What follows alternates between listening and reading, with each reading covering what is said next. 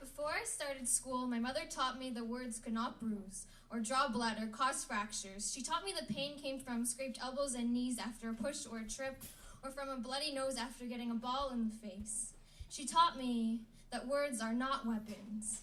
When my eardrums caught their first stick and stone, I realized that she had been shielding me.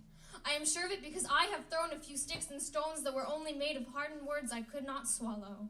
After, my sticks and my stones landed in a patch of grass that I will never mow unless I am desperately searching for I'm sorries and I forgive yous that I have forgotten how to enunciate. As I got older, I began to imagine that I lived in a bubble, and that words, whether dull like butter knives or sharp like chainsaws, could not burst my bubble. They'd merely bounce off. What I imagined is not my reality. The holes in my filter are worn. I do not repair them because I'm only capable of filtering out nothing or everything, and I'd rather let the words mean something. Because sometimes words are good to me, and no matter the significant impact that you have on me, your words will decrease the amount of space that my heart has in my body. Sometimes words compress my chest, only giving my heart enough room to beat quietly. But other times, words enlarge my diaphragm enough to give my heart the strength to sing. We are upset by the warmth that burns us, but we are never surprised by it. We fear the force that drowns us even once we've learned to swim, but the manipulative touch of smoke and the dry taste of water are worth it because if you were to say the good stuff.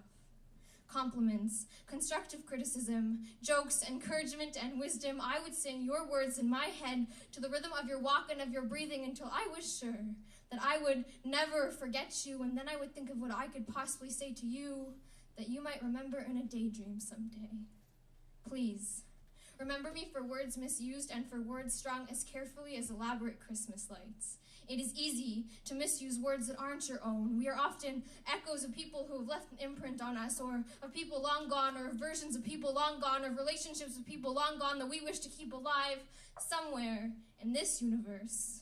Our echoes are slaps in the face from hands that remind us of our own. They are ignored, do not resuscitates, but they are not excuses. I admit that most of my broken sentences are not borrowed from someone else. Even when they are, what is borrowed is stolen, is mine. I admit that sometimes my echoes are of my own voice. They are a series of trees falling in a forest with no one around to hear them. They do not make a sound, but they wait for the curse to be broken. I admit that sometimes what echoes through me doesn't sound like an echo at all. That is because my tone is a perfect mashup of the rhythm that you walk and breathe by after you've watered the fire, with the tune that my heart was meant to sing once I learned to breathe again. Before I started school, I thought that my mother taught me that words are not weapons. Now, I think I was wrong. I think that she was trying to teach me not to give my own words in the shape of clenched fists. I think that she was trying to teach me to open my hands and to hold all the sharpened words that have come my way, to dull them and to string them together with all the sparkling words that have come my way, to make a wind chime so that I could learn the sound of this song that my heart was meant to sing, because that is not something that I should expect someone else to teach me.